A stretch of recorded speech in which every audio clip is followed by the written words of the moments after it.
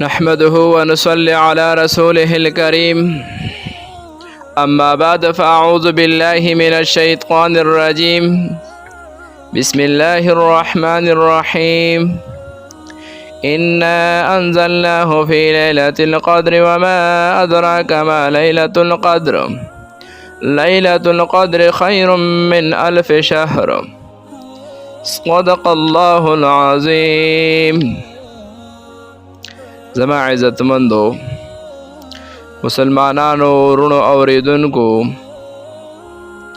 څنګه چې د دې نه مخکې موږ بیان وکړو د دعا په باره کې او د دعا د قبلېدو یو خاص وختونه مو ښودلي وو. ما تاسو ته ویلي وو په دې خبره کې به زه تاسو ته په دې خبرو کې 3 خبرې عرض کول غواړم. لومبنۍ خبره د دعا په باره کې او دویمه خبره د اعتکاف په باره کې. نن زموږ موضوع چې کوم دی د اعتکاف په باره کې ده. دا دویمه خبره د اعتکاف په باره کې ده چې د رمضان اخري عشره کې په دې کې د 10 ورځو په عبادت کول دا ډېر عظیم الشان عبادت دی، او دویم په دې کې لیلة القدر کې عبادت کول دا هم ډېر عظیم الشان عبادت دی. خو د اعتکاف 3 قسمونه دي. یو اعتکاف چې کوم دی هغه واجب اعتکاف دی. واجب اعتکاف هغې ته ویل کېږي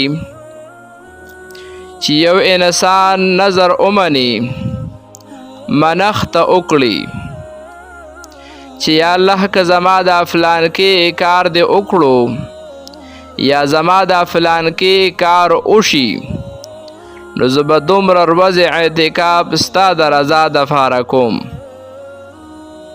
نو دا د واجب اعتکاف وی.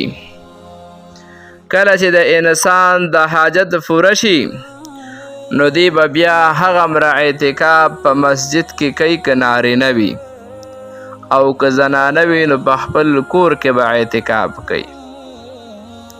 خو د واجب اعتکاف سره به هم روجه نیسي. دویم نمبر اعتکاف سنت اعتکاف دی. دا د رمضان د اخري عشرې اعتکاف دی. دې ته سنت موقت علی الکفایه ویل کېږي، ځکه نبی علیه السلام مبارک په دې باندې همیشواله اختیار کړی دی، او نبی علیه السلام مبارک اخري عشرې اعتکاف همیشه کړی دی. نبی علیه السلام مبارک پورا میاش اعتکاف کې ناستو. لومبنۍ عشره کې اعتکاف وکړو. کله چې دا ختم شو نو نبی علیه السلام وفرمایل زه د لیلة القدر د تلاش دپاره اعتکاف کې ناستم. بیا ما ته وویل شو دا په وروستو کې دی. په دویمه عشره کې بیا نبی علیه السلام مبارک اعتکاف وکړلو. نو نبی علیه السلام وفرمایل چې زه د لیلة القدر په تلاش کې ناستم. ما ته وویل شو دا په اخري عشره کې دی. نو نبی علیه السلام مبارک د اخري عشرې اعتکاف وکړو. بهرحال د اخري عشرې اعتکاف سنت موقت علی الکفایه دی. د علی الکفایه مطلب دا دی چې د پورا محلې نه یو سړی په جماعت کې اعتکاف ته کیني نو د ټول کلي غاړه خلاصه شوه. که په مسجد کې یو سړی اعتکاف ته کې نه ناستو نو ټول کلي ګناهګار دی. څنګه چې جنازه فرض کفایي ده او د کلي محلې نه یو سړی جنازې له لاړ شي نو د ټولو غاړه خلاصه شوه، د ټولو ذمې نه فرض لرې کړی شو، او که یو کس هم لا نړو نو ټول کلی ګناهګار دی. دریم نمبر اعتکاف دا نفلی اعتکاف دی چې کله هم جماعت ته انسان داخلیږي اگر که د لږ ساعت دپاره هم وي نو دله پکار چې د اعتکاف نیت وکړي چې په جماعت کې کوم عبادت کوي د هغې ثواب به ورته جدا ملاویږي او د اعتکاف ثواب به ورته جدا ملاویږي. دغه شان د سړو په شان ښځې هم دا سنت موقت علی الکفایه اعتکاف کولی شي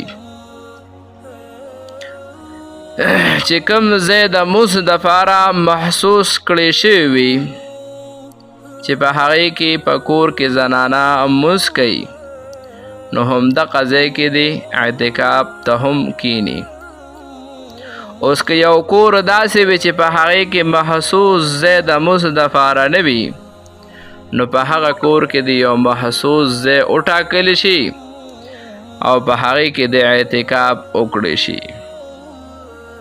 ځکه نبی علیه السلام ارشاد وفرمایلو چې د خپلو کورونو نه قبرستان مه جوړوئ، یعنې که لکه څنګه چې قبرستان کې مزد نشي کولی دغه شان ستاسو په کورونو کې هم منځونه وغیره نه وي نو دا د قبرستان په شان دی. په دې وجه مزد دپاره یو ځای په کور کې محسوس کول پکار دی، بلکې د سړو دپاره افضل دا دی چې فرض لمونځ په جماعت کې وکړي او سنت او نوافل په کور کې وکړي چې د دې انسان په کور کې کم اولاد دی او کمه بیبي ده چې د هغې هم عادت جوړ شي نو فرض په جماعت کې کول او سنت او نفل په کور کې کول دا بهتر دی. به هر حال زما عزتمندو که کور کې یو ځای خاص نه وي نو کور کې د یو ځای خاص کړي او هغې کې د زنانه اعتکاف ته کینی. د معتکف مثال د هغه سړي په شان دی څوک چې د باچا دروازې ته لاړ شي او هلته پروت وي او هغه وایي تر کومې زما دا کار نه وي کړی نو زه به تر هغه وخته پورې ستا په دورشل او دروازه کې پروت یم. که یو ډیر سخت زړه والا هم انسان وي نو د هغه زړه به نرم شي او د دې انسان دا کار به وکړي نو الله رب العالمین په دربار کې یو سړی فروزي او دې د الله رب العالمین نه د خپل ځان د مغفرت سوال کوي، د خپل وروڼو خویندو د مغفرت سوال کوي، د خپل والدینو د مغفرت سوال کوي، د خپل ټول کلی او د ټول امت دپاره د مغفرت سوال کوي. نو زما عزتمندو په دې کې شک نشته چې الله پاک پر دې انسان دا مرادونه پوره نه کړي. په حدیث مبارکو کې نبی علیه السلام مبارک د ډېر لوی ثواب بیان کړی دی. یو حدیث کې نبی علیه السلام د اعتکاف دو محسوس پیدې بیان کړی دي. لومبنۍ فایده ده یو خو د اعتکاف د برکت انسان د ګناهونو نه محفوظ کیږي، په شاهي قلعه جماعت کې محفوظ وي، د شیطان د حملو نه بچ کیږي او که هیڅ نه وي نو د ټي وي کتلو د غیر محرم ښځو ته د کتلو د ګانو اورېدو نه د ګیرې خرولو نه محفوظ وي. دا څومره لویه نفع ده چې د رمضان المبارک اخیری عشره چې دا ډیره برکتناکه ده د پوره رمضان نچوړ په دې بابرکته وخت کې ګناهونه کېدل ډېر د بدبختۍ علامت دی. نو د اعتکاف د برکته انسان د دغه ګناهونو نه محفوظ وي. دویم نمبر فایده دا بیان کړل چې څومره نیکۍ د اعتکاف په وجه پاتې کیږي. مثلا په دغه علاقه کې مړی وشي، د جنازې لمونځ د دې انسان نه پاتې شو. په دغه علاقه کې یو انسان بیمار شو، د هغه تپوس ترې نه پاتې شو، نو د دې ثواب الله رب العالمین بغیر د ادا کولو نه دې انسان ته ورکوي. دا د الله رب العالمین یو ډېر لوی رحم دی چې کوم انسان په دې 10 ورځو کې اعتکاف کوي او اعتکاف ته کیني، نو الله رب العالمین دته دا ثوابونه ورکوي.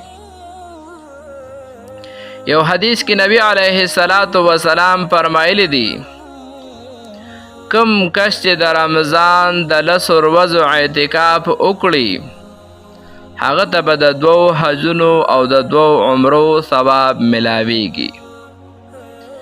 نه پیسه خرج شوه او نه وخت ولګېدو او نه محنت او مشقت برداشت کې شو. څومره لوی ثواب د انسان ته ملو شو. یقینا الله رب العالمین رحمت باندې ګوري. الله رب العالمین خپل رحمتونه راوړي، خو بشر د دې چې موږ او تاسو هغې ته لوښې الټه نه وي، لوښې ورته سیده وي. نو ډیره مبارکه میاشت چې په دې کې اعتکاف ورځې را روانې دي. په شلم د رمضان د مازدیګر د نمر فریبتونه مخکې یو انسان د اعتکاف نیت وکړي او اعتکاف ته کیني. زما عزتمندو موږ او تاسو ته په الله رب العالمین دومره اجر او ثواب راکوي.